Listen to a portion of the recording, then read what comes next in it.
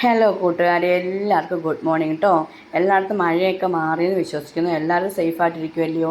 ഇവിടെ മഴയൊക്കെ മാറിയേ. കുറേ ദിവസം എന്തൊരു മഴയായിരുന്നു, പുറത്തോട്ട് പോലും ഇറങ്ങാൻ പറ്റാത്ത വിധത്തിൽ മഴയായിരുന്നല്ലയോ. ഇന്ന് മഴയൊക്കെ മാറി നല്ലൊരു വെട്ടമൊക്കെ വന്നിട്ടുണ്ട്, വെയിലും വെട്ടമൊക്കെ കേട്ടോ. അപ്പോൾ രാവിലെ തന്നെ ഞാൻ ഓർത്തു കുറച്ച് ചിക്കൻ ഇരിപ്പുണ്ടായിരുന്നേ, നമുക്കത് വറുത്തിട്ട് കറി വയ്ക്കാമെന്ന് ഓർത്ത്. അപ്പം നിങ്ങളെയും കൂടി ഒന്ന് കാണിക്കാമെന്ന് ഓർത്തു. എന്നും ഒരേപോലെയല്ലേ കറി വയ്ക്കുക, അതും അടുത്തില്ലയോ, അപ്പം ഇന്നൊന്ന് വറുത്തിട്ട് വയ്ക്കാമെന്ന് ഓർത്ത് കേട്ടോ. അപ്പോൾ കുറച്ച് മുളക് പൊടിയും മഞ്ഞൾപ്പൊടിയും കുരുമുളക് പൊടിയും കുറച്ച് ചിക്കൻ മസാലയും കൂടി അരച്ച് വെട്ടി ഞാൻ ഫ്രിഡ്ജിൽ വെച്ച ചിക്കനായിരുന്നു ഇത്. അത് സൺഫ്ലവർ ഓയിലിലാണ് ഞാൻ വറുത്തെടുക്കുക, അല്ല വെളിച്ചെണ്ണയിലല്ല. കാരണം ഒരു നാടൻ ചൊവ്വയല്ലേ ഇതിന് വേണ്ടത്, അതുകൊണ്ട് സൺഫ്ലവർ ഓയിലിലാണ് ഇത് വറുത്തെടുത്തത്. നിങ്ങളും അങ്ങനെ തന്നെ ചെയ്ത് നോക്കൂ, നല്ല ടേസ്റ്റ് ആയിരിക്കും കേട്ടോ. അതവിടെ ശകലം മൂത്തൊക്കെ വരണ്ടായി അവിടെ കിടക്കട്ടെ. അപ്പോഴത്തേക്ക് നമുക്ക് ബാക്കിയുള്ള സാധനം എന്തൊക്കെയാണെന്ന് നോക്കാം. സവാള, പിന്നെ ഇനി പ്രധാനമായിട്ട് വേണ്ടത് മല്ലിയിലയും പുതിനയിലയാണ് കേട്ടോ.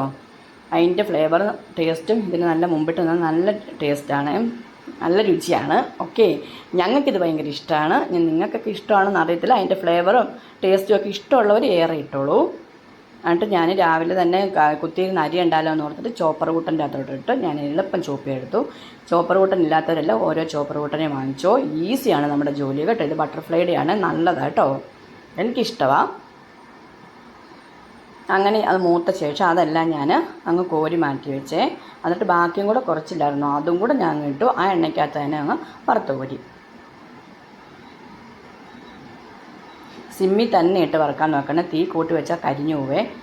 എന്നിട്ട് നമുക്കിതിനകത്ത് ഇഞ്ചിയും വെളുത്തുള്ളിയും പച്ചമുളകും കൂടെ ഞാൻ മിക്സിക്കകത്തിട്ട് ഒന്ന് ചതച്ചെടുത്തു. അരച്ചെടുത്തില്ല, ഒന്ന് ചതച്ചെടുത്തേ. ആ മല്ലിയിലയും പുതിനയിലയൊക്കെ ഒന്ന് അരിഞ്ഞും വെച്ചായിരുന്നേ. എന്നിട്ട് നമുക്ക് ഇത്ര എണ്ണ വേണ്ട കേട്ടോ, ഇത് കുറച്ച് എണ്ണ അങ്ങ് ഞാൻ മാറ്റുവാണേ.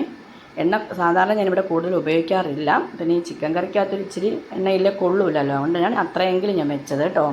എന്നിട്ട് പിന്നെ ഓരോടക്കകത്ത് തന്നെയാണ് ഞാൻ ഈ സവാള വാറ്റിയെടുക്കുന്നത്. അപ്പം നിങ്ങൾ വിചാരിക്കും ഇത് കരിഞ്ഞില്ലെന്ന്. കരിഞ്ഞല്ല ഗേസ്, അത് അതിൻ്റെ അരപ്പെല്ലാം കൂടെ അടി പിടിച്ചിരിക്കുന്നതാണ്.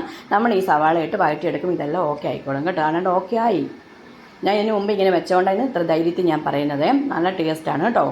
അതിലവിടെ നമ്മുടെ സ്വന്തം കറിവേപ്പിലേന്ന് കുറച്ച് കറിവേപ്പിലയും കൂടെ ഇടാം. ക്യാമറകൾ എങ്ങോട്ടാണ്ടേക്ക് ക്യാമറ കാണിക്കുന്നുണ്ട്, മോളാണ് എടുക്കുന്നത്, അതിൻ്റേതായ മിസ്റ്റേക്കുകളൊക്കെ കുറച്ചുണ്ട്. എന്നിട്ട് നമുക്ക് ചതച്ച് വെച്ചേക്കുന്ന സാധനങ്ങളും കൂടെ ഇതിൻ്റെ അകത്തോട്ടിട്ട് നന്നായിട്ട് വഴറ്റിയെടുക്കാമേ, പച്ചമണം മാറുന്നിടം വരെ. അതിൻ്റെ അകത്ത് കുറച്ച് സ്പൈസസും കൂടെ ഞാൻ ഇട്ടായിരുന്നു കേട്ടോ. ഈ ക്യാമറകൾ അത് എടുത്തില്ല, അതാണ്.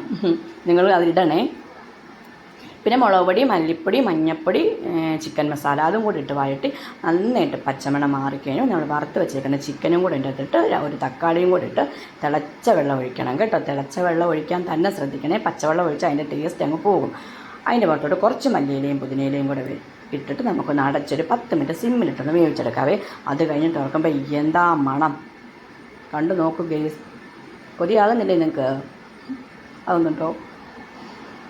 ഇത്രയും ഗ്രേവി ഞാൻ വെച്ച് കേട്ടോ. ഞങ്ങൾക്ക് പൊറോട്ടയുടെ ഇവിടെ കഴിക്കാനായിട്ട് ഗ്രേവി വേണ്ട, അതുകൊണ്ടാണ്. പിന്നെ കുറച്ച് മല്ലിയിലയും പുതിനയിലയും കൂടെ ലാസ്റ്റ് അതിൻ്റെ പുറത്തോട്ടിട്ട് നമുക്കതങ്ങ് അടച്ച് വയ്ക്കാം. കഴിക്കുമ്പോൾ നമുക്ക് തുറന്നാൽ മതി കേട്ടോ. പിന്നെ മലയാളി പൊറോട്ടയാണ് ഞാൻ വാങ്ങിച്ചത്. ഇത് നല്ലതാണ്, ചൂടോടെ കഴിക്കാൻ നല്ലതാണ്, തണുത്ത് പോയാൽ കൊള്ളൂല കേട്ടോ.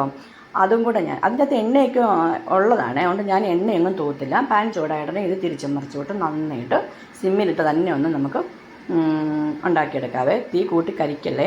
എന്നിട്ട് നമ്മൾ ഈ കടകളിലൊക്കെ വാങ്ങുന്ന പോലെ 2 അടിയൊക്കെ ഇങ്ങനെ കൈകൊണ്ടൊക്കെ അടിക്കണം, എന്നാലിങ്ങനെ ഉതിർന്ന് വരത്തില്ല, അതേപോലെ വരുവേ.